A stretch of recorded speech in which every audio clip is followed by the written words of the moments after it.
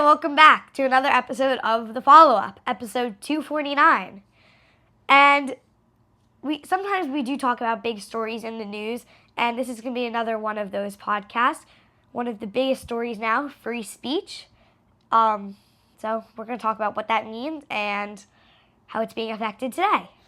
Okay, so if you want to subscribe to the podcast, you can do that on YouTube. You can do that everywhere you get your podcast, Apple, Spotify. She's Eden. I'm her dad, Noah. Oh, yeah, I didn't even introduce that. Yeah, well, I did say beforehand, you know what? Do whatever you want at the top. So it was just a little bit different. Yeah. That's fine. Okay, so what does, in free speech, the First Amendment, basically what does it state?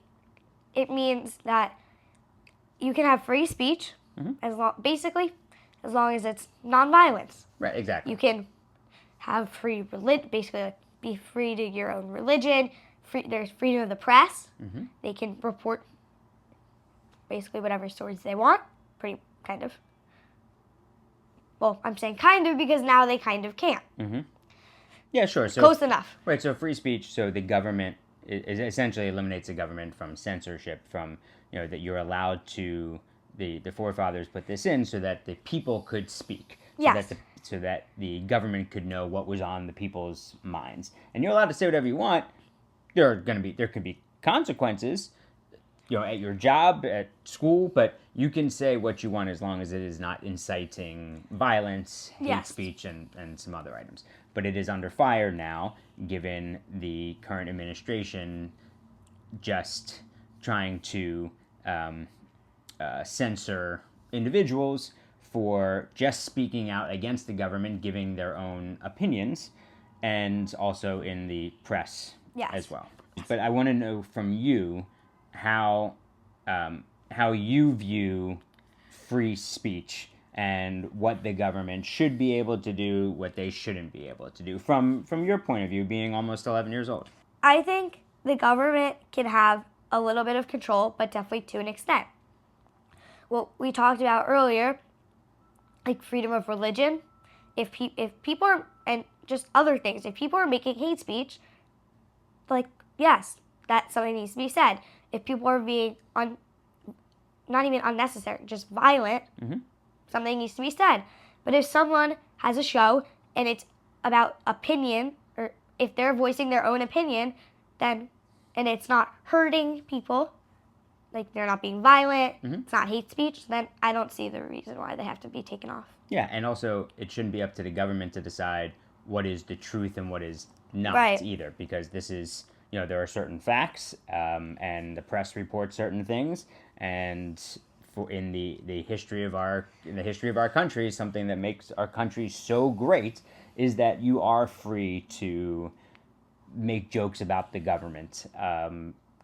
Voice your opinion about the government, make change in the government, protest. That's what makes this country great. And there are plenty of other countries around the world where none of that is allowed. Right. But those are the building blocks of democracy. Yes. I don't want to say do you talk about free speech in school, but what do you have certain guidelines about? What you're allowed to say, what you're not allowed to say, certain rules?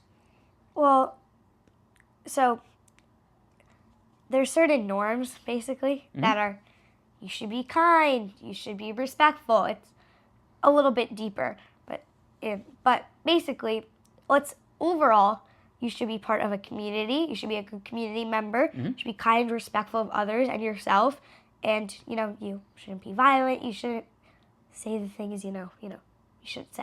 Yeah, right. So it does kind of carry it. Those are the building blocks right there. You're part of a community, we're part of a country, and you're trying to build the country in your own vision. In our own home, we want to be able to foster a community in our own home where we are allowed to say what is on our minds. So if I disagree with Mom on something, I should be able to voice that without the fear of repercussions. I disagree with you. Sometimes I fear those repercussions, but I'm still going to voice my... Just kidding.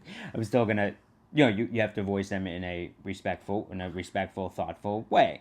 And I work on not not disagreeing with you, but saying it more respectfully. Right. So you can disagree, and I have no doubt that Yes. you do, because our priorities are a little bit different. But we want to go about it in a respectful way. I can't what's it called? Be defensive. Right. Yeah. That's helpful. Yeah. Take it in, think about it, and also there are times when we talk, and I'll just say, hey, because I want you to be able to talk, and I want you to be able to say, and you've done this a few times, say, hey, Dad, I don't want a response. I just want you to listen. Can I talk to you? And that to me is great, because then you don't have to think about, oh, what's he gonna say or anything like that. I want you to be able to just express yourself. Yeah. Yeah. And that will take you a long way in this world if you feel like you are part of a community, whether that's in school or with your friends or at your job, that you can find the people where you can express your feelings freely. And even if it comes to expressing your feelings about our government, like you should feel empowered to be able to do so. Right. Mm-hmm. In a public forum. Yeah. Without the fear of repercussions. That's a building block of democracy. Yes. Mm-hmm. Isn't it kind of wild? I think about this sometimes, that our forefathers back in the 1700s thought of certain things, that put things in place that they had great foresight on. Other things, completely backwards. But that they did have foresight into, well, this is why we put these laws into place. Yeah. So. And it was such a different time. Right, because they didn't want more wars like the American Revolution, things like that. Like, they wanted to settle down, build a country that could be successful. Yeah, for the people. For the people, right. Mm-hmm. So, if the people want to voice their voices, that makes no sense. Yeah, raise their voices. Talk what they want. Mm-hmm. They should be able to in a respectful way. Yeah, and so it's kind of wild that this is all happening, and then right outside is the UN General Assembly. And so when this comes out tomorrow, it'll on Monday. Yeah. Monday, say Sunday, it'll start. Mm-hmm. Yeah, and so that will be the talk of authoritarian governments, and these are things that are brought up in a General Assembly. I know the president goes at least for a day to the assembly. Yeah, I don't know when, though. But it doesn't say for the whole week. I know he's going to be in town because he wants to go to the Ryder Cup, and that's in Long Island. Oh, it is? This week at Bethpage. It is? Mm-hmm. Oh. Mm-hmm. Yep. The Ryder Cup is... I'm actually wearing a Ryder Cup shirt. Oh, nice. From a few years ago. But that's the U.S. versus right. Europe golf. They were talking about the news a few days ago. Yeah, probably. Yeah, they were talking about how there's a big merchandise tent. Well, yeah, every golf tournament. But I don't know. That's what they were talking in about. Wisconsin. Anyway, so no matter what you can respectfully disagree with people. Yes. As long and you can have a healthy debate with people. You can listen to somebody. You might not agree, but that doesn't mean that you need to then go to the principal and say, I disagree with this person because they said this, and even if it didn't incite violence or it wasn't hate speech, they need to go. It just doesn't work that way. But the rhetoric, we've talked for a long time in this country now about bringing the temperature down. I mean, words are words. It just has to happen. Right. It just has to happen. Okay. Book. What do you got? Yes. So this is the second book. It came out, I want to say, early September. I think September 7th. I think. Sherlock Society 1 came out a few years ago. By James Ponti. He also writes the City Spies series. Both mysteries, both great series. Maybe your favorite author? Yeah, definitely Certainly up there. Yeah. 1 or 2. James Ponti, Sherlock Society 2. Sorry, it's in the light. Hurricane Heist. 4 detectives. Their grandfather, who used to work at the Herald, I think.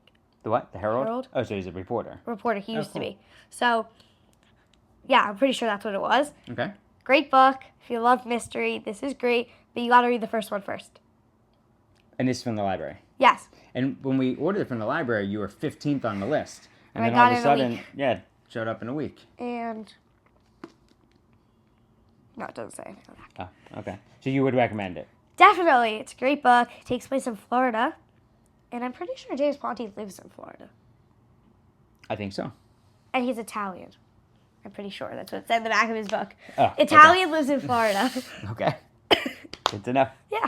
Good to know. And great author. He writes a bunch of other great books, like the Framed series. Oh, that's him is too? also great. Oh, cool.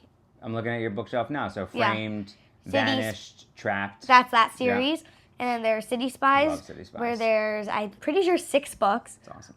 You got to start from the beginning on that one too. And Framed.